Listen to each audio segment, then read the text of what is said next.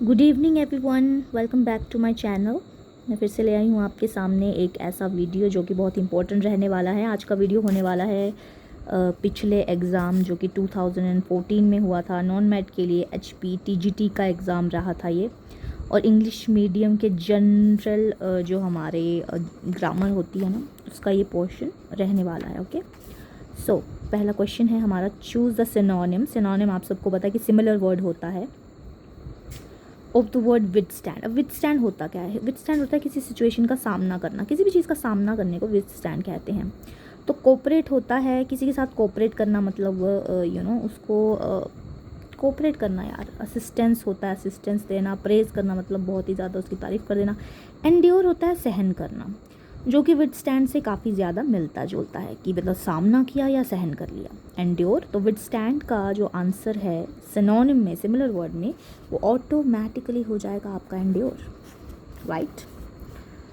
Next question, all the animals of an area or a period of time are collectively called as. Very easy question, उसे fauna कहा जाता है। कोई भी animals जो हैं, लेकिन अगर यहाँ पे एनिमल्स की जगह प्लांट्स होते, मान लीजिए कि all the plants of an area or a period of time are collectively called as, तो इसका आंसर हो जाना था हमारा flora.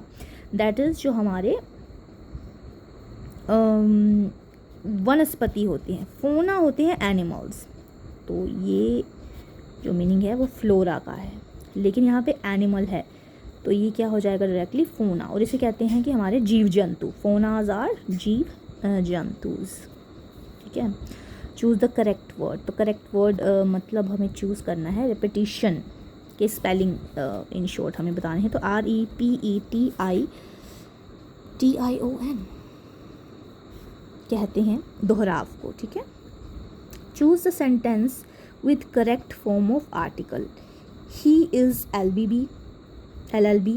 no. He is ALLB, no. He is an LLB, he is the LLB, नहीं, इतनी इज्जत नहीं दे देनी है कि द ही लगा दिया। He is an LLB इसका आंसर रहने वाला है, ठीक है। She is a good dancer। अब इसमें आपको अंडरलाइन वर्ड का एग्जाम्पल देना है कि ये कोई एडजेक्टिव है, वर्ब है, नाउन है या एडवर्ब है। तो यहाँ पे आंसर दिया गया है एडजेक्टिव। तो एडजेक्टिव ये कैसे है कि कोई भी वर्ड जो है वो, अब डांसर है, ठीक है, शी है नाउन, तो उसकी मोर इन्फॉर्मेशन दे रहा है कि वो डांसर तो है लेकिन वो गुड डांसर है, तो ये मोर इन्फॉर्मेशन दे रहा है नाउन के बारे में, ठीक है। तो उसको हम एडजेक्टिव कहते हैं, ठीक है। तो she is a good dancer में जो अंडरलाइन वर्ड गुड है that is adjective, okay. Moving towards the next question. You can look the meaning of the tough words dash in the English dictionary, up in the English dictionary, okay. Up in the English dictionary would be the right answer. Choose the correct form of voice for open the door, let the door be opened. ये रहने वाला है इसका answer, क्योंकि हमने इसकी voice को जो है चेंज कर दिया है। चूज़ द करेक्ट सेंटेंस, हमें सेंटेंस करेक्ट चूज़ करना है। What can not be cured must B endure. Endure का मतलब हमने पहले किया ना, एंड्योर मतलब सहन करना। जो इसको हम क्योर नहीं कर सकते हैं उसको सहन करना पड़ता है। Can not be cured what endured must be, बिल्कुल ही गलत। What can not be endure must be cured, ये तो बिल्कुल ही गलत है। Can not be induced and endure must be, ये तो बहुत ही ज़्यादा गलत है। तो इसका आंसर रहने वाला है हमारा ए, कि what can not be cured, जो कि सही नहीं किया जा सकता, जिसका इलाज नहीं किया जाता, मस्ट बी एंड्योर्ड मतलब उसको सहन करना पड़ता है। इसका हमने वर्ड पीछे क्या पढ़ा,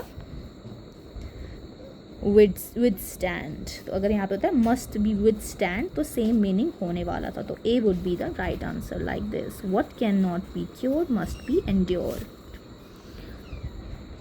रैबिट आर एसोसिएटेड विथ, तो रैबिट्स कहाँ रहते हैं? Kennels, aviary, stables, no, burrows में रहते हैं ना।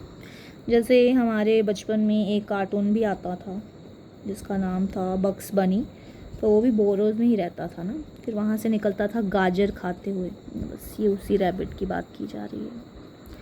If you run fast you dash the bus, अगर तुम फास्ट दौड़ोगे तो तुम बस को पकड़ लोगे, ठीक है।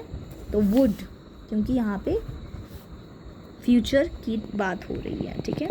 तो ये थे जी हमारे आज के बहुत ही important question HPTGT non medical, जो कि एग्ज़ाम आपका हुआ था 2014 में, उसके इंग्लिश ग्रामर में आए हुए क्वेश्चन हमने डिस्कस किए हैं। आई होप आपको ये वीडियो अच्छा लगा होगा। इसी तरह के और वीडियोस के लिए मेरे चैनल को सब्सक्राइब करना ना भूलें और मेरे वीडियोस को शेयर कीजिए और मेरे साथ बने रहिए इसी तरह की वीडियोस के लिए। Thank you so much for watching. Bye.